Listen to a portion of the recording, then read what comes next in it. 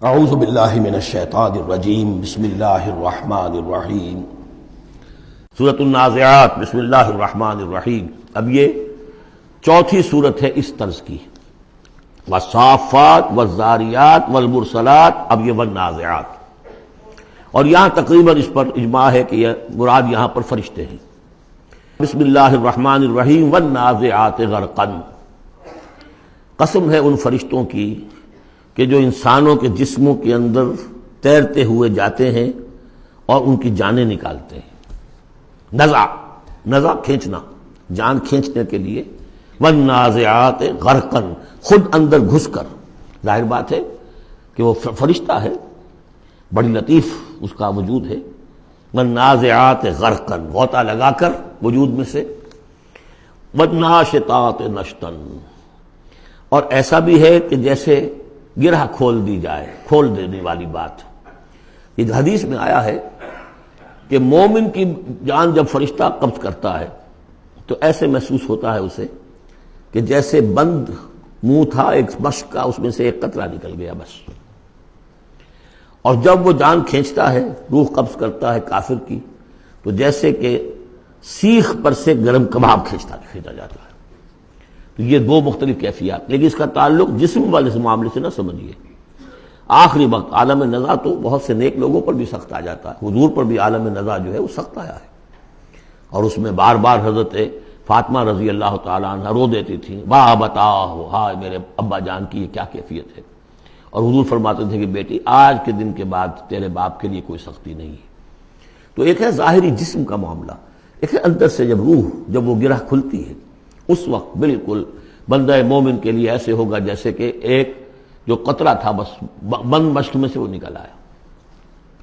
والسابحات سبحا، پھر یہ فرشتے تیرتے ہوئے فضا میں اور خلا میں اس روح کو لے کر جاتے ہیں۔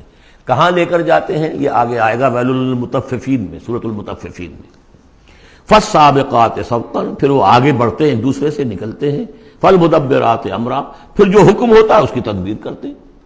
یہ فرشتے ان کو کہاں لے کر جانا ہے، یہ سجین میں جانے والی جان ہے یا یہ کہ اعلیٰ علیین میں جانا ہے، وہ سب اس کے مطابق کریں گے۔ اس کے آگے جو قسم کا جواب ہے وہ محذوف ہے، ان الدین لواقع انما توعدون لصادق۔ سورہ زاریات میں، سورہ مرسلات میں اسے واضح کر دیا، یہاں اب اسے حذف کر دیا۔ یوم ترجف الراجفہ، جس دن کہ یہ کانپے گی ایک مرتبہ کانپنے والی زمین، زلزلہ۔ یا ایھا الناس اتقوا ربکم ان زلزلۃ الساعۃ شیء عظیم یوم ترونها تذہل کل مرضعۃ عما ارضعت وتضع ذات کل حمل حملها وتری الناس سکارى وما هم بسکارى ولکن عذاب اللہ شدید۔ یوم ترجف الراجفہ تتبعها الراجفہ، دوسرا پھر نفخہ ہوگا، پھر اس کے پیچھے ایک اور آئے گا۔ قلوب یومئذ واجفہ، کتنے ہی دل ہوں گے اس روز دھڑکتے ہوئے خوف کے بارے۔ ابصارها خاشعہ، ان کی نگاہیں ہوں گی زمین میں گڑی ہوئی۔ یقولون ائنا لمردودون فی الحافرہ، اور وہ کہتے ہوں گے کہتے ہیں کہ کیا ہمیں لوٹا دیا جائے گا الٹے پاؤں، پھر ہم مرنے کے بعد دوبارہ پھر زندہ کر دیے جائیں گے۔ اذا کنا عظاما نخرہ، کیا بات کر رہے ہو، کیا جب ہماری کھوکھلی ہڈیاں رہ جائیں گی اور کچھ نہیں ہوگا، وہ سیدھا کھوکھلی ہڈیاں۔ قالوا تلک اذا کرۃ خاسرہ، تمسخر کے انداز میں کہتے تھے یہ تو بھائی بڑے گھاٹے کا سودا ہوگا پھر۔ فإنما هي زجرۃ واحدہ، تو یہ تو بس ایک ہی ڈانٹ ہوگی، وہ تیسرا جو نفخہ ہوگا، نفخہ جو ہے باس کا، ایک ڈانٹ۔ فإذا هم بالساہرہ، وہ سب کے سب کھڑے ہوں گے ایک چٹیل میدان میں۔ هل اتاک حدیث موسیٰ، کیا تمہیں موسیٰ کی خبر پہنچی؟ اذ ناداہ ربہ بالوادی المقدس طویٰ، یاد کرو جب کہ اس کو پکارا تھا اس کے پروردگار نے اس مقدس وادی میں جس کا نام طویٰ ہے۔ اب یہ کئی مرتبہ تفصیل سے ہم پڑھ چکے ہیں، لیکن اب دیکھیے کہ شروع میں یہ بات آ رہی ہے تو اتنی مختصر آ رہی ہے۔ ابتدائی صورتیں ہیں، ظاہر بات ہے چھوٹی صورتیں ہیں، ان میں تو آئے گا تو اسی اختصار کے ساتھ۔ اسی کی تفصیل ہے سورہ طٰہٰ میں ہے، سورہ قصص میں ہے، سورہ اعراف میں ہے۔ اذهب الى فرعون انه طغى، تو اللہ نے جو ندا کیا تھا، اذ ناداہ ربہ بالوادی المقدس طویٰ اذهب الى فرعون انه طغى، جاؤ فرعون کی طرف، اب یہ رسول بن گئے۔ انه طغى، وہ بہت سرکش ہو گیا ہے۔ فقل هل لك الا ان تزكى، اور جا کر کہو کہ بھائی ہے کوئی ارادہ تمہارا کہ تم اپنے آپ کو پاک کر لو، صاف کر لو، اپنے عقائد، اپنے خیالات، اپنے اعمال، اپنا کردار. وَأَهْدِيَكَ إِلَىٰ رَبِّكَ فَتَخْشَىٰ، اور میں تمہاری رہنمائی کروں تمہارے رب کی طرف تاکہ تمہارے اندر بھی خشیت پیدا ہو جائے، اللہ کا خوف، اللہ کا تقوی، اللہ کی خشیت. فَأَرَاهُ الْآيَةَ الْكُبْرىٰ، اور اس نے دکھایا اس کو بہت بڑی نشانی، یعنی جو معجزہ دے کر بھیجے گئے تھے، سانپ والا معجزہ وہ دکھایا. فَكَذَّبَ وَعَصَىٰ، لیکن اس نے جھٹلا دیا اور نافرمانی کی. ثُمَّ أَدْبَرَ يَسْعَىٰ، پھر اس نے پیٹھ موڑی کوشش کرتے ہوئے، بھاگ دوڑ کرتے ہوئے، یعنی تمام ملک سے تمام ماہر جادوگروں کو بلانے کے لیے. فحشر فنادا، اور پھر جمع کیا اپنی رعیت کو، اور اس نے پکار لگائی، ہانک لگائی. فقال انا ربکم الاعلی، میں ہوں تمہارا سب سے بلند مالک اور رب. اب دیکھیے اس کی معنی کیا ہے. یہاں پر اس کا یہ دعویٰ یہ نہیں ہو سکتا تھا کہ میں نے اس کائنات کو پیدا کیا یا تمہیں پیدا کیا. وہاں ایسے بھی بڑے بوڑھے ہوں گے جنہوں نے اسے پیدا ہوتے ہوئے دیکھا ہوگا، کب یہ جن کی ولادت شریفہ ہوئی تھی.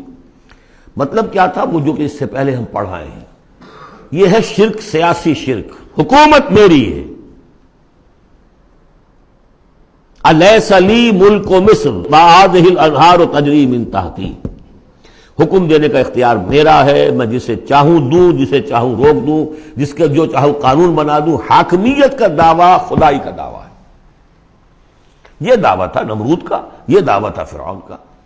باقی خالق ارض و سما ہونے کا کسی کا دعویٰ نہیں تھا، بلکہ ان کے اپنے بھی تھے، معبود تھے. اس میں آیا ہے کہ کیا تم چھوڑے رکھو گے موسیٰ کو کہ چھوڑ دے تمہیں بھی اور تمہارے معبودوں کو بھی؟ یذرک و آلہتک، تو اس فرعون کے بھی آلہہ تھے. لیکن سیاسی شرک، اور یہ سیاسی شرک جس قدر گلوبلائز ہوا ہے آج کے دور میں، پورا گلوب اس شرک کے اندر مبتلا ہے. پاپولر سوورنٹی، پہلے وہ ٹنوں گندگی کسی ایک شخص کے سر پہ رکھی ہوتی تھی، فرعون صاحب کے سر پر رکھی ہوئی ہے وہ حاکمیت کی گندگی. اب انہوں نے کیا کہ اس کو تولا تولا، ماشا ماشا سب میں بانٹ دو. اور ابلیس کی مجلس شورا میں علامہ اقبال نے کس قدر خوبصورت تعبیر کی ہے. ہم نے خود شاہی کو پہنایا ہے جمہوری لباس، جب ذرا آدم ہوا ہے خود شناس و خود نگر. اسی کو بدل دیا، ہم نے شکل بدل دی ہے.